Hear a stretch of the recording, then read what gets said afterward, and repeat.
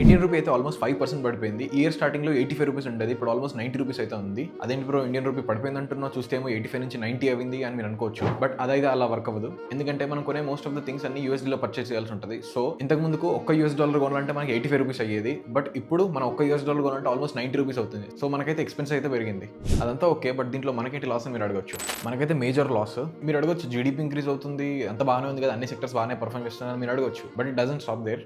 First major reason వచ్చేసి మన Trump మామ పొద్దున లేచినప్పుడు 50% టారిఫ్ అంటాడు. బట్ రాత్రి పడుకునే ముందు 100% అని వెళ్ళిపోతాడు. ఎవ్రీ టైం మీరైతే తన చేతిలో ఏదైతే షీట్ చూస్తారో అదే టారిఫ్ షీట్. ఇందులోనే అన్ని కంట్రీస్కి ఎంతైతే టారిఫ్స్ చేయాలని అయితే లిస్ట్ చేసుకుంటాడు తను. సో ఇండియాకి అయితే ట్రంప్ మామ ఆల్మోస్ట్ చాలా టారిఫ్స్ వేసేసాడు. సెకండ్ మెయిన్ రీజన్ వచ్చేసి ఫారెన్ ఇన్వెస్టర్స్. ఎవరైతే మన ఫారెన్ ఇన్వెస్టర్స్ ఉంటారో ఇయర్ స్టార్టింగ్ నుంచి ఇప్పటి వరకు ఆల్మోస్ట్ 1.48 lakh crores అయితే ఇండియన్ మార్కెట్ నుంచి అయితే పుల్ అవుట్ చేశారు. That's a very huge amount. మన ఇండియన్ మార్కెట్ రిటర్న్స్ తో కంపేర్ చేసుకుంటే వేరే ఎమర్జింగ్ మార్కెట్ రిటర్న్స్ లో వాళ్ళకైతే చాలా ఎక్కువ రిటర్న్స్ వస్తున్నాయి. అందుకే వాళ్ళైతే వాళ్ళ ఇన్వెస్ట్మెంట్స్ అయితే తీసి వేరే మార్కెట్లో అయితే ఇన్వెస్ట్ చేసుకున్నారు. బికాస్ మీకు తెలిసింది ఎంత చెట్టుకి అంతే నీడ.